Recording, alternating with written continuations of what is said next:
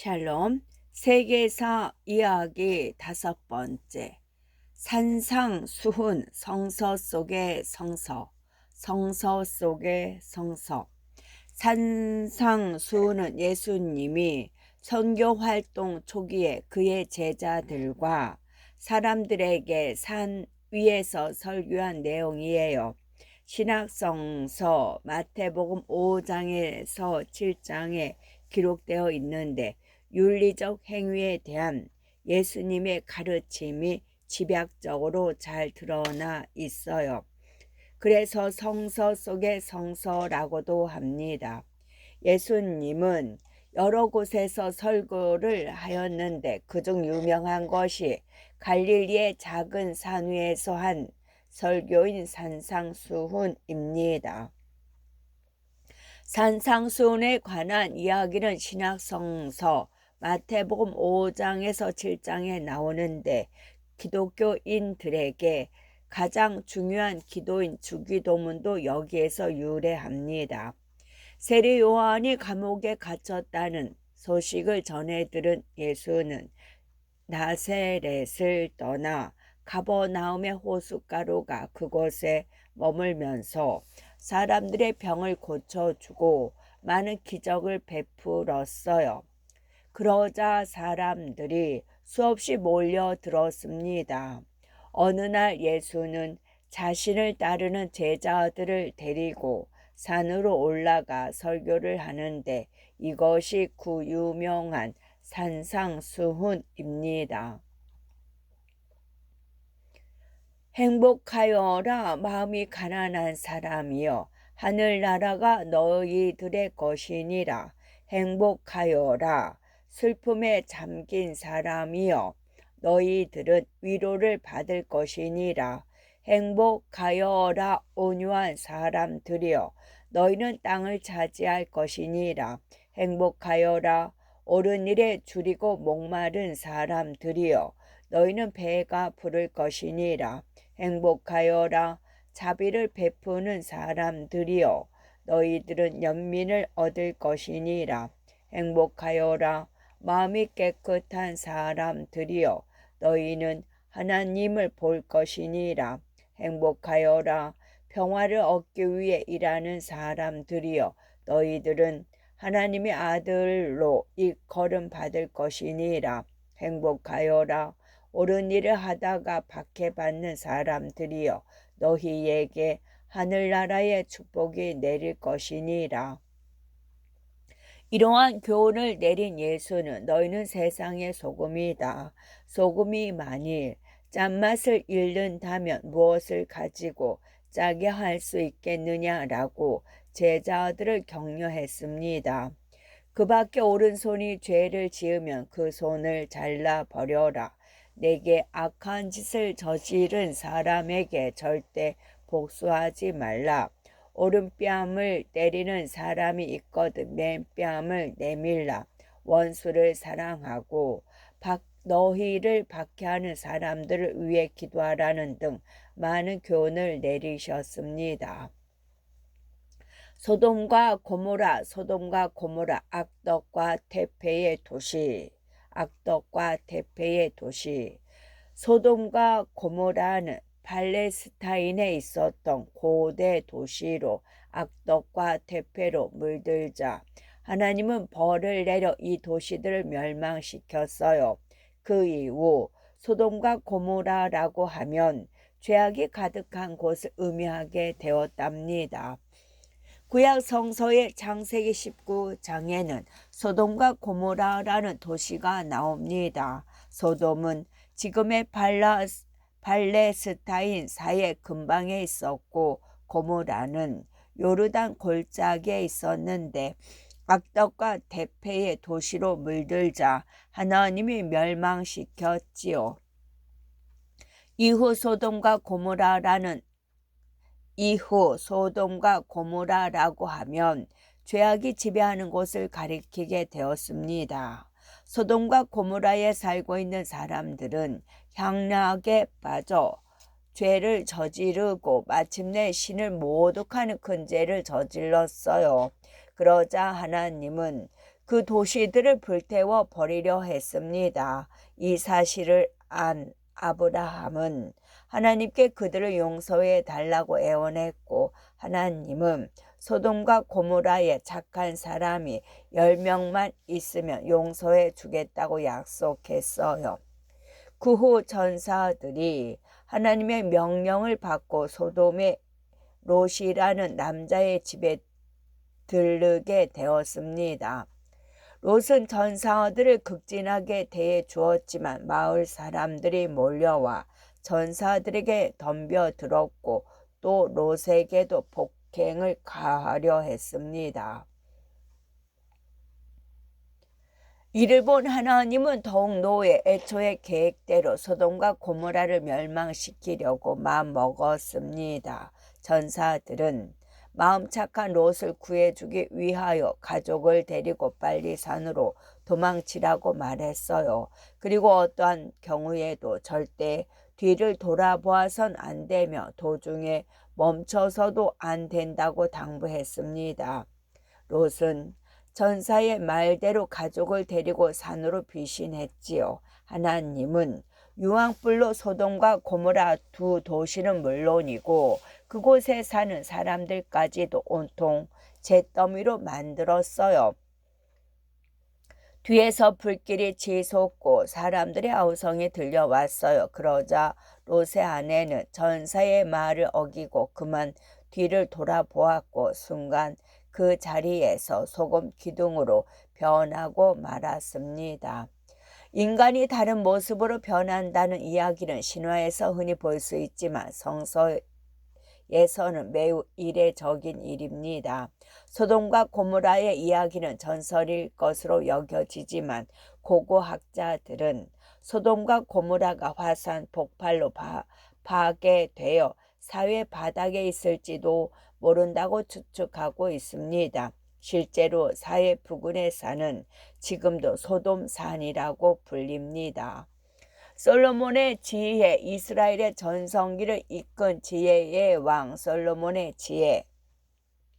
솔로몬은 기원전 10세기 전후의 부왕 다윗의 명에 의하여 그 후계자가 된 이스라엘 왕국의 제3대 왕이에요. 흔히 지혜의 왕이라고 불리는데 대외 평화의 힘을 쏟아 이스라엘 왕국의 전성기를 이룩했습니다.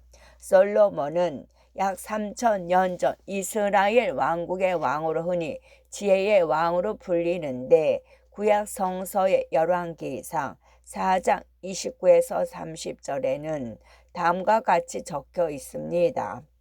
여호와께서 솔로몬에게 지혜와 총명을 주셨고 또 넓은 마음을 주셨으니 바닷가의 모래알과 같도다. 솔로몬의 지혜는 동양인들의 지혜와 이집트의 지혜보다 뛰어나니라.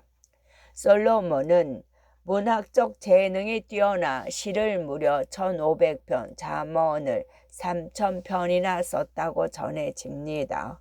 잠언에는 그의 작품이 많다고 하지만 학자들은 대부분 그의 것이 아니라고도 해요. 한편 그는 식물학에도 뛰어나 식물에 관해서 이야기하면 레바논의 향백나무로부터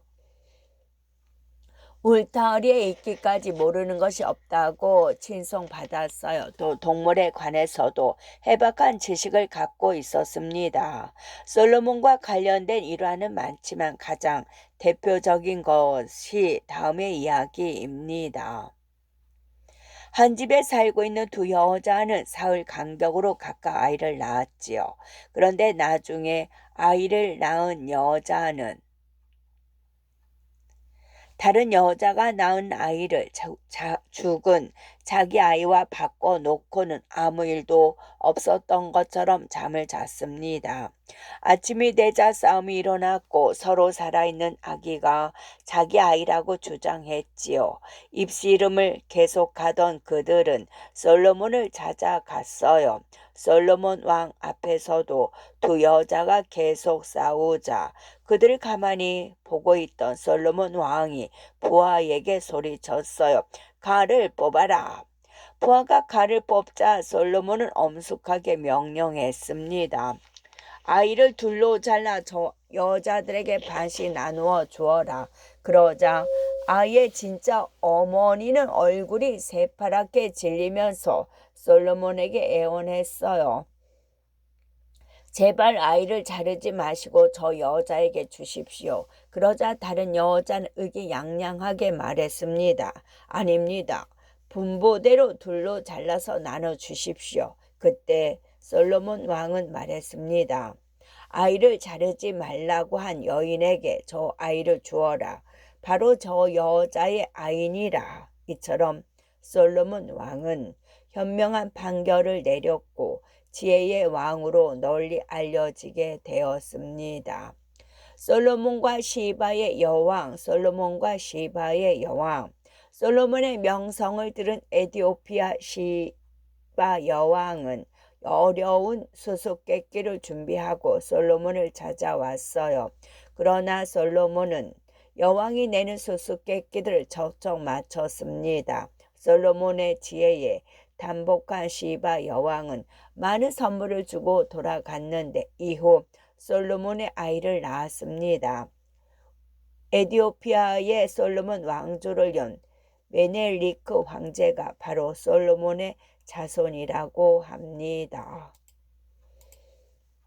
한 알의 미랄, 한 알의 미랄, 한 알의 미랄이 땅에 떨어져. 한 알의 미랄이라는 말은 우리 주변에서도 많이 쓰는 말로 큰 영광을 위한 희생을 뜻합니다. 이 말은 예수님이 죽을 날이 가까워졌을 때 군중들에게 한 말이에요. 예수님 스스로도 한 알의 미랄이 되어 자신의 희생으로 수많은 생명을 구했어요. 미랄이 땅에 떨어져 썩지 않으면 그대로 남아있지만 썩고 나면 뒷날 싹이 나 자라서 열매를 맺습니다. 이것은 예수님이 돌아가시기 전에 사람들에게 한 말이라고 해요. 누구든 살려고 하는 사람은 죽을 것이며 목숨을 버리려고 하는 사람은 오히려 살아 영원한 생명을 누린다는 것을 한 알의 미랄에 비유한 것입니다. 성경에 보면 예수님은 자신이 죽을 날이 가까웠음을 알고 베다니로 향합니다. 베다니에는 예수님이 죽음에서 구해낸 나사로라는 사람이 살고 있었어요. 나사로는 예수님을 맞아 잔치를 베풀었고 이에 많은 사람들이 베다니로 몰려왔습니다. 예수님은 물론 나사로도 보기 위해서입니다. 그러나 베다니의 대제사장은 예수님과 나사로를 죽이겠다는 결정을 내렸습니다. 나사로가 예수님 덕택에 다시 살아나는 바람에 더욱 많은 유대인들이 예수님을 믿게 되었다고 생각했기 때문입니다. 한편 예수님을 보러 온 수많은 사람들은 종려나무를 꺾어 들고 소리 높여 외쳤죠. 호산나 주님의 이름으로 오신 이여 이스라엘 왕이시여 찬미를 받으소서. 군중들 사이에는 그리스 사람들도 있었습니다. 그들은 예수님의 제자인 빌립에게 예수님을 보게 해달라고 간청했어요. 그 소식을 듣고 예수님은 말했어요. 비로소 사람의 아들이 커다란 영광을 받을 때가 왔다. 내 말을 잘 들어두어라. 미랄이 땅에 떨어져 썩지 않으면 그대로 남아있고 썩고 나면 뒷날 열매를 맺는다. 누구든 살려고 하는 사람은 죽을 것이며 자기 목숨을 버리려고 하는 사람은 오히려 살아 영원한 생명을 누릴 것이다. 나를 섬기려는 자는 누구든 나를 따르라. 내가 있는 곳에는 나를 섬기는 사람도 있게 마련이다. 누구든 나를 따르고 나를 섬기면 아버지 하나님 아버지께서 보살필 것이다. 아버지의 영광을 드러내소서. 예수님의 말이 끝나자 하늘에서 소리가 들려왔습니다. 아들아, 이미 나의 영광을 드러냈고 또 앞으로도 그러할 것이다. 그 소리를 들은 군중들은 그것이 전등소리였다고도 했고 전사가 예수님에게 한 말이라고도 했습니다. 그러자 예수님이 다시 말했습니다. 이것은 나를 위한 음성이 아니라 바로 너희들을 위한 음성이다. 지금은 세상이 심판받을 때다. 빌립은 누구일까요? 빌립은 누구일까요? 예수님의 12 제자 중 한 사람으로 갈릴리 베세다에서 태어났어요. 원래는 세례 요한의 제자였을 것으로 생각됩니다. 54년경 소아시아 프리기아 지방에서 예수님과 동일한 방법으로 십자가에 매달려 순교했다고 전해집니다. 최후의 만찬, 이것은 내 몸이고 내 피이니라. 최후의 만찬은 예수님이 순환을 당하기 전날 밤에 제자들과 함께 가진 만찬을 말합니다. 성경에 의하면 예수님은 유다의 배신을 모두에게 일러주고 빵과 포도주로서 제자들을 축복했다고 하지요. 이후 최후의 만찬이라는 말은 결전이나 죽음을 앞두고 먹는 식사를 뜻하게 되었습니다.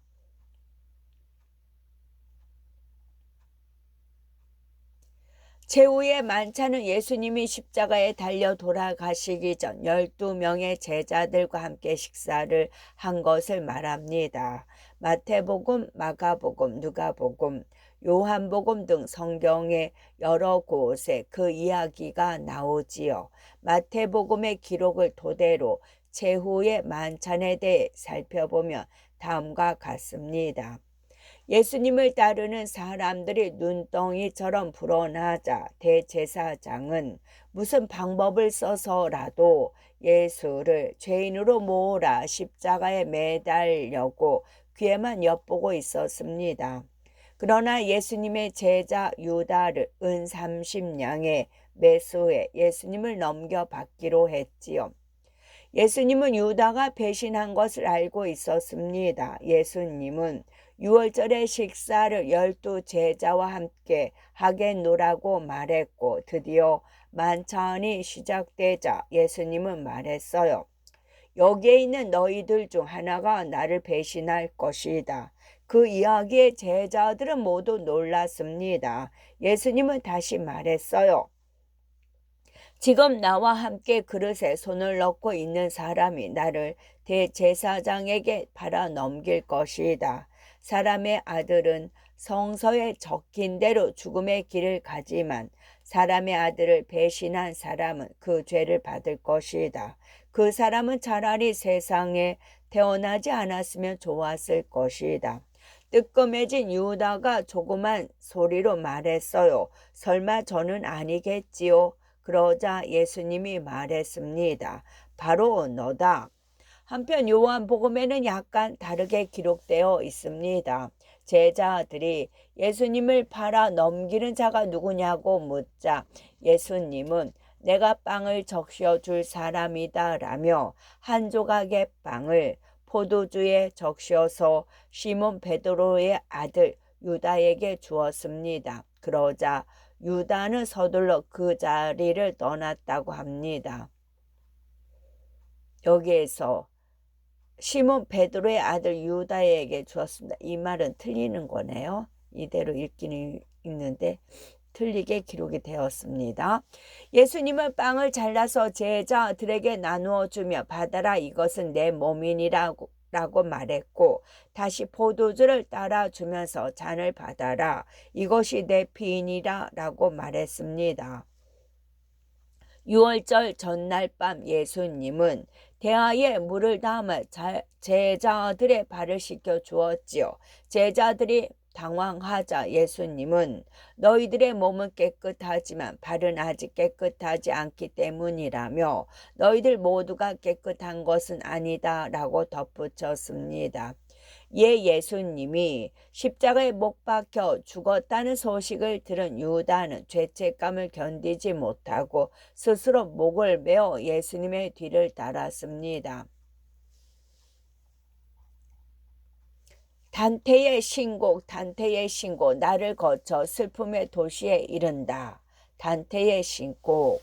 이탈리아의 시인 단테는 1307년경부터 신곡을 쓰기 시작하여 1321년에 완성했습니다. 신곡은 지옥편, 연옥편, 천국편 3부로 이루어졌으며 사후의 세계를 중심으로 한 단테의 여행담입니다. 중세 서양에서 가장 뛰어난 문학 작품은 이탈리아의 시인 단테가 쓴 장편 서사시 신곡입니다. 이 작품은 문학적, 종교적 사상의 결정판으로 지옥편, 연옥편, 천국편으로 구성되어 있어요. 지옥편의 전머리에서 단테는 인생 여정의 중도에서 모든 삶의 죽음의 어둠 숲속에서 난 오솔길 위에 자신을 발견합니다. 그리고 제3부에서 베르길리우스의 안내로 지옥 어귀의 커다란 문에 도착하게 되지요.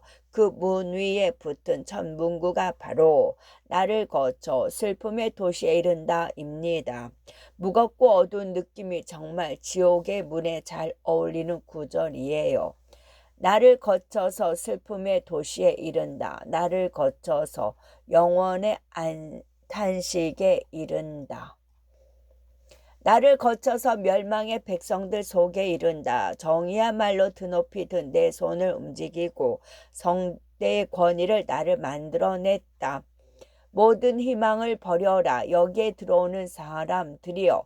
지옥편에는 지옥에 떨어져 고통에 시달리는 역사적 인물이 등장합니다. 애옥으로 인해서 목숨을 잃은 이탈리아 라미니 성주의 아내 프란체스카와 시동생 파울로의 이야기는 진한 감동을 주지요. 루피 공강 기승 리미니의 성주 말라테스는 라벤나 영주의 딸 프란체스카가 너무나 아름다운 여자라는 이야기를 듣고서 그를 아내로 맞이하려 했습니다. 하지만 그녀 앞에 나설 용기가 나지 않았어요. 자신의 얼굴이 곤보였기 때문이죠. 그는 국리 끝에 선을 보는 자리에 동생 파울로를 대신 내보냈고 결국 그녀를 아내로 맞이하는 데 성공했지요. 하지만 이 사실을 모르고 파울로를 흠모하여 시집온 프란체스카는 뒤늦게 자신이 결혼하게 된 말라테스를 보고 놀람을 감추지 못합니다. 어느 날 남편이 여행을 떠나 성을 비웠을 때였어요. 아서왕 이야기를 함께 읽고 있던 프란체스카와 파울로는 원탁의 기사 렌스토로트와 왕비 기네비어가 사랑을 나누는 대목이 나오자 비참한 가운데에서 행복했던 한때를 추억하는 것처럼 커다란 슬픔은 없습니다. 만일 우리의 사랑이 어떻게 시작되었는가를 아신다면 그들의 운명처럼 단테는 마치 죽은 사람처럼 쓰러져 엎드렸어요. 아름다우면서도 깊은 연민이 느껴졌기 때문입니다. 빌헬름 텔의 사과, 자유와 독립을 위해 목숨을 걸다. 스위스의 전설의 명궁 빌헬름 텔은 아들의 머리 위에 사과를 놓고 활을 쏘았어요. 다행히 화살은 정확히 사과를 맞추었습니다. 이는 스위스의 자유와 독립을 위해 아들의 목숨을 건 것으로 여기에서 사과는 혁명의 정신을 상징합니다. 사과는 유럽의 문화와 밀접한 과일입니다. 특히 유럽의 문화를 낳은 4개의 사과가 있다고 말하기도 합니다. 아담과 이브가 하나님의 계율을 어기고 따먹은 선악과 새 여신의 부활을 불러일으켜 끝내 트로이 전쟁을 불러온 에리니스의 황금 사과, 만유 인력의 힌트를 얻은 뉴턴의 사과, 그리고 스위스의 명궁 빌헬름 텔의 사과가 바로 그것입니다. 첫 번째 사과는 기독교에 의해 서양 사상의 근간을 이룬 헤블라이즘을 뜻하고 두 번째는 헬레니즘을, 세 번째는 근대 과학을, 그리고 네 번째 사과는 근대의 정치 사상을 뜻한다고 해석합니다. 14세기 초 스위스는 함스부르크가 통치하는 오스트리아의 지배를 받고 있었지요. 그런데 오스트리아 후국의 군주였던 게슬러의 행포가 극에 달하자 분노한 백성들이 봉기를 일으켰습니다. 게슬러는 그들의 우두머리를 잡아 저형시키고 오스트리아 후작의 모자를 걸어 놓고는 거기에 절을 해야만 그곳을 지나갈 수 있게 했습니다. 그때 6살 난 아들을 데리고 그곳을 지나가던 별명궁 빌헤름 대리 모자에 절을 하지 않았습니다. 게슬러의 부하들은 즉시 그를 붙잡아 끌고 갔지요. 그동안 대를 해치우기 위해 갖가지 구실을 찾고 있었던 게슬러는 쾌제를 불렀습니다. 그리고 대렉이 아들의 머리 위에 사과를 올려놓고 화살로 쏘아 그것을 맞히면 살려주고 그렇지 못하면 죽이겠노라고 말했어요. 그렇지만 게슬러의 잔인한 속셈은 성공하지 못했습니다. 대리 아들의 머리 위에 놓인 사과를 명중시켰기 때문입니다. 그런데 화살을 쏜 직후 대리 겨드랑이에서 또 다른 화살이 떨어졌어요. 그것을 본 게슬러는 그 화살이 무엇이냐고 물었고 텔은 고개를 들고 당당하게 말했습니다. 만일 내 아들의 머리 위에 놓인 사과를 명주시키지 못했을 때 이 화살로 당신을 쏘아 죽일 작정이었소. 그 말을 들은 게슬러는 화가 침으로 텔을 밧줄로 묶고 배에 태우고 지류히 남쪽 루첼은 호반의 성체로 끌고 가서 죽이려 했습니다. 그러나 호수 한복판에 다다랐을 즈음 갑자기 물결이 거세지면서 배가 전복될 정도로 기우뚱거렸어요. 당황한 게슬러는 텔을 풀어주고 노를 젓게 했어요. 배가 무사히 호숫가에 이르자 텔은 얼른 뛰어내려 화살로 게슬러를 쏴 죽였습니다. 이것을 계기로 봉기가 일어나게 되었고 마침내 스위스는 오스트리아로부터 독립을 쟁취했습니다. 대리 아들의 머리 위에 놓인 사과를 화살로 쏘아 떨어뜨린 것은 상징적입니다. 사과는 곧 스위스의 자유와 독립을 상징하고 대리 아들은 스위스의 다음 세대를 잇는 상징이지요. 곧 텔은 스위스의 자유와 독립을 쟁취하기 위해서 아들의 목숨을 걸었던 것입니다. 이렇게 해석할 때 빌헬름 텔의 사과에는 혁명의 정신이 들어있다고 할 수 있습니다. 흑사병 14세기 유럽을 바꾼 전염병. 흑사병은 14세기 중기 전 유럽에 대유행한 페스트균이 일으키는 급성 전염병입니다. 이 병으로 인해 당시 유럽 인구의 30%가 줄어들었으며 대규모의 인구 손실로 유럽 경제의 기반을 이루고 있던 장원 제도와 봉건 제도가 뒤흔들리게 되었습니다. 흑사병은 페스트균이 감염되어 일어나는 전염병이지요. 쥐에 기생하는 벼룩에 의해 사람에게 전파되는 병으로 살이 검게 썩어서 죽는다고 해서 흑사병이라고 해요. 요즘은 의학이 발달해서 쉽게 발병하지 않지만 14세기 유럽에서 발생했을 때에는 전 유럽 인구의 30% 정도가 사망할 정도로 무서운 병이었습니다. 흑사병의 장궐은 유럽 사회를 확 바꿔 놓았죠. 사회 계층이 급격하게 변하였으며 노동력의 부족으로 임금이 상승했고 성직자도 대폭으로 줄어들었지요. 곧 공포에 휩싸인 백성들의 심리를 이용하는 미신과 이단이 난무했습니다. 물론 예술도 후퇴했으며 예술가도 많이 희생되었지요. 운이 좋아 살아남은 예술가는 흑사병이 남긴 공포를 표현했을 뿐입니다. 그중 하나가 이탈리아 피렌체 피사의 한 공동 묘지에 그려져 있는 죽음의 승리라는 벽화입니다. 빨강, 파랑의 색깔로 세상의 종말과 지옥의 모습이 그려져 있어요. 처참한 몰골의 거지, 몸이 퉁퉁 부은 시체와 여기저기 널린 해골, 그리고 검은 날개를 활짝 펴고 덤벼드는 죽음의 신이 벽을 장식하고 있습니다.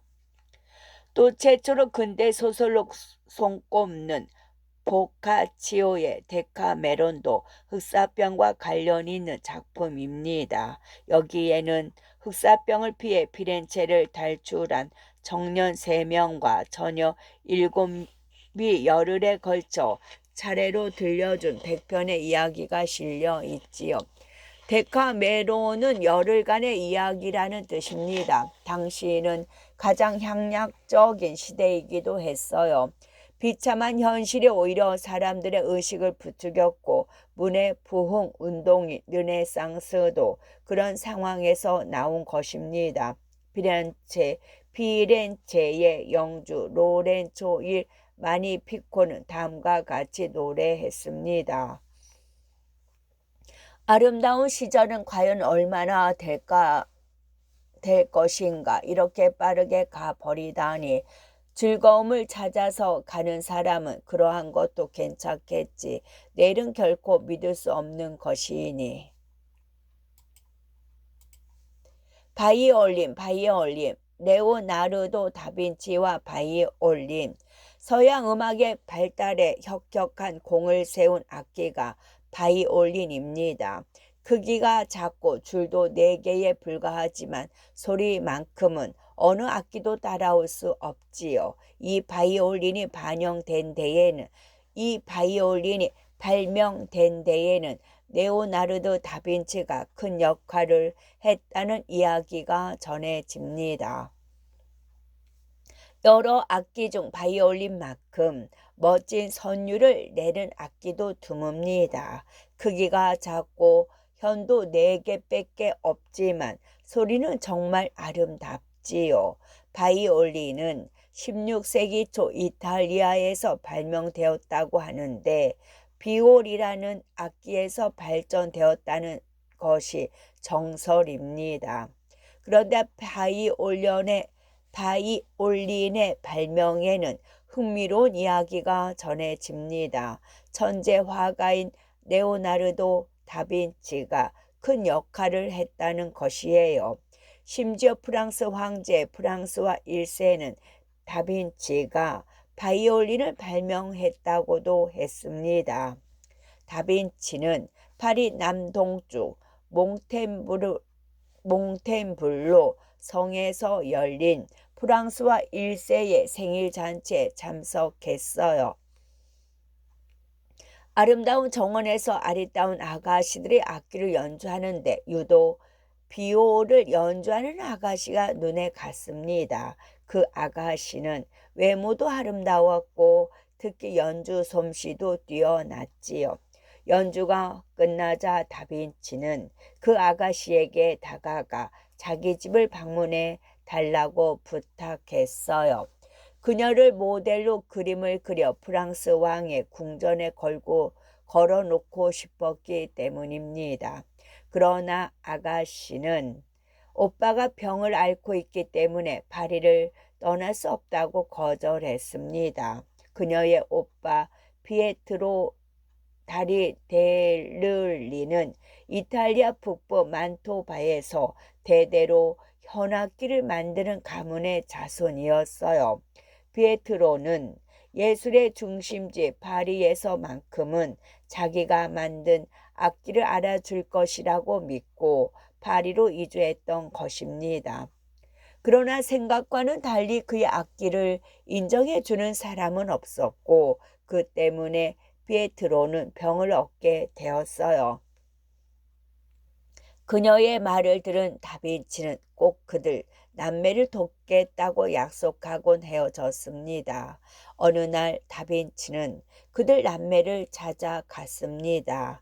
피에트로는 다빈치를 보자 초췌한 몸을 일으키며 자기의 포부와 야심을 털어 놓았어요. 그것은 비올보다 짧고 현이 4줄밖에 없는 세상을 깜짝 놀라게 할 새로운 악기를 만들겠다는 것이었습니다.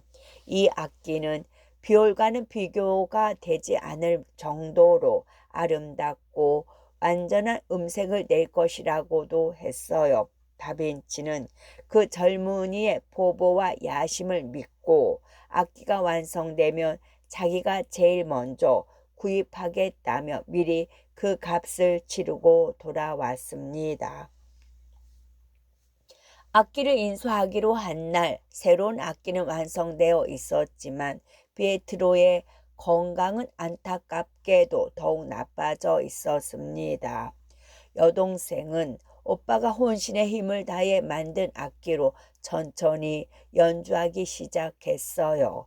조용히 눈을 감고 연주를 감상하던 다빈치는 그 섬세하고 아름다운 선율에 감동한 나머지 눈물을 흘리고 말았어요. 그것은 모든 음색을 초월한 이제껏 들어본 적이 없는 아름다운 소리였습니다. 포플러 나뭇가지를 흔드는 듯한 바람의 살랑거림, 골짜기의 계곡물이 졸졸거리고 흘러내리는 듯한 소리, 작은 요정들의 아름다운 비상, 그리고 사라진 봄을 아쉬워하는 영혼의 탄식 등 모든 것이 한데 어울려 있는 것 같았습니다. 그런데 연주의 마지막 부분에서 갑자기 탁 하는 소리와 함께 현이 끊어졌습니다. 다빈치는 깜짝 놀라 피에트로를 바라보았어요. 그 순간 이 젊은 장인의 혼백은 그가 세상에서 최초로 만들었던 바이올린의 현과 함께 날아가 버렸습니다. 피에트로는 그렇게 세상을 떠났지만 그가 남긴 악기 바이올린은 지금까지 아름다운 음악을 전해주고 있지요. 레오나르도 다빈치는 르네상스 시대의 이탈리아를 대표하는 천재 화가입니다. 그는 조각, 건축, 도목, 수화, 과학, 음악에 이르기까지 다양한 방면의 재능을 보였어요. 대표작으로 최후의 만찬, 모나리자, 동굴의 성모, 동방박사의 예배 등이 있는데 르네상스를 대표하는 가장 위대한 예술가일 뿐만 아니라 지구상에 생존했던 가장 경이로운 천재 중 한 명이었습니다. 모나리자의 미소, 인류가 남긴 최고의 예술품 모나리자의 미소. 이탈리아의 화가 레오나르도 다빈치가 그린 모나리자는 인류가 남긴 최초의 예술품으로 알려져 있습니다. 듣기 알 듯 모를 듯 미소 짓는 모습은 신비롭지요. 모나리자의 모나는 이탈리아어로 부인에 대한 경칭이고 리자는 피렌체의 부유한 상인인 조콘다의 부인 이름이에요. 모나리자의 미소 속으로 들어가 볼까요? 모나리자는 이탈리아의 화가 레오나르도 다빈치의 그림입니다. 특히 아름다운 미소는 신비롭기까지 하지요. 레오나르도 다빈치가 피렌체의 부호인 프란체스코 데 조콘다의 부탁으로 그의 아내 엘리자베타를 모델로 해서 그린 그림이에요. 모나리자는 나의 엘리자베타라는 뜻입니다. 이 그림에는 여러 가지 이야기가 있습니다. 첫째, 그림의 인물에는 눈썹이 없는데 이는 당시에 넓은 이마를 보여주는 것이 유행이라서 눈썹을 뽑았기 때문이라고 전해지지요. 또 본래 눈썹이 있었으나 복원 과정에서 지워졌다고도 하고 아직 눈썹을 그리지 못한 미완성 작품이라는 말도 있어요. 특히 입 주위가 어딘지 모르게 조금 당겨져 있고 조금은 일그러진 듯한 그 미소는 야릇하고 신비롭기도 하지요. 엘리자베타가 당시 자식을 잃은 직후였기에 슬픔에 젖어 있어 자연적으로 생겨난 것이라고도 하고 평소 다빈치의 심오한 인간 통찰을 통한 표현이었다고도 합니다. 이러한 미소는 그리스나 소아시아의 옛날 조각 등에서 발견되는 아르카이크 스마일, 예스러운 웃음과도 공통점이 있어요. 이 그림을 그리는데 걸린 시간은 엘리자베타가 24세였던 1503년부터 1506년까지였다고 합니다. 나무판에 유화로 그려진 것으로 크기는 불과 7 곱하기 5cm에 불과하죠. 이 작은 작품에 무려 4년이라는 긴 시간이 걸렸고 그것도 미완성이었다니 놀라지 않을 수 없지요. 이 그림을 그릴 때 다빈치는 그렇게 오랜 날들을 모델에게 같은 표정과 같은 포즈를 요구하는 것은 무리라는 것을 잘 알고 있었습니다. 때문에 다빈치는 화실로 악사나 광대들을 불러 엘리자베타가 지루해하지 않도록 배려했다고 합니다. 모나리자는 처음에는 프랑스 르네상스의 아버지라 불리는 프랑스와 1세의 소유였습니다. 프랑스와 1세는 파리의 동남쪽에 위치한 퐁텐블로 성에 이 그림을 걸어 놓았어요. 그리고 수백 년이 흐른 지금 이 그림은 루브르 박물관에 소장되어 있지요. 하지만 자주 씻어내고 빛을 내기 위해 니스를 발라 그림 전체가 잘게 갈라지고 희미해져 버렸습니다. 그러나 모나리자의 미소는 갈수록 깊어만 가고 인간과 예술의 그 깊은 의미를 묻고 있는 것 같은 느낌을 줍니다. 그래서 이를 인류 최고의 미술품이라고 하는 모양입니다. 햄릿과 돈키호테 가장 대비되는 성격 유형. 햄릿은 영국의 극작가 셰익스피어의 비극 햄릿의 주인공이고 돈키호테는 스페인의 작가 세르반테스가 쓴 소설 돈키호테의 주인공입니다. 이 두 인물은 정반대의 성격으로 예로부터 인간의 성격을 설명하는 데 비유되었어요. 내 주위의 사람들 중 햄릿형의 사람은 누구고 돈키호테형의 사람은 누구일까요? 햄릿과 돈키호테는 유명한 소설 속의 주인공들입니다. 하지만 이 둘을 함께 엮어서 말할 때 인간의 성격 유형을 뜻하는 말로 사용되지요. 둘은 성격이 달라도 너무나 다르거든요. 햄릿형은 사색이나 해위의 경향이 많고 결단이나 실행력이 약한 성격 유형을 말해요. 이에 비해 돈키호테형은 현실을 무시하고 공상에 빠짐으로써 자기 나름의 정의감에 사로잡혀 분별 없이 저돌적으로 행동하는 성격의 유형을 말합니다. 이에 대해 처음 이야기한 사람은 러시아의 작가 투르게네프입니다. 그는 햄릿과 돈키호테라는 주제 강연에서 두 주인공의 성격을 비교했어요. 햄릿을 사랑하기란 쉽지 않은 반면에 돈키호테를 좋아하지 않는 사람은 아마 없을 거라고 말이죠. 이에 대해 처음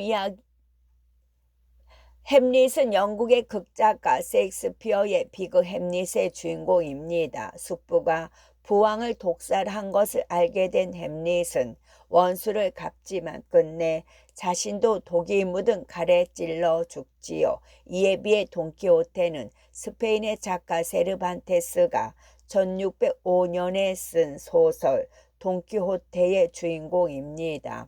돈키호테는 평범한 시골 사람이었는데 황당무계하기 짝이 없는 기사 이야기들만을 골라 읽은 나머지 나중에 머리가 약간 이상해지지요. 그는 뚱보이자 마음씨 좋은 산초를 하인으로 삼고 노시난테라고 하는 말을 타고 여러 나라를 돌아다니며 수많은 사건과 모험을 겪게 됩니다. 햄릿은 죽느냐 사느냐 그것이 문제로다라는 너무나 유명한 말이 상징하듯 근대 지식인의 원형으로 그려집니다. 하지만 돈키호테는 현실을 무시하고 과대망상에 사로잡혀 자기가 옳다고 생각하는 일에 맹목적으로 달려드는 행동적인 사람의 원형으로 여겨지지요. 그러나 현대적으로 해석하면 오히려 햄릿이 행동적인 인물이라고 보는 경우도 있답니다. 끝.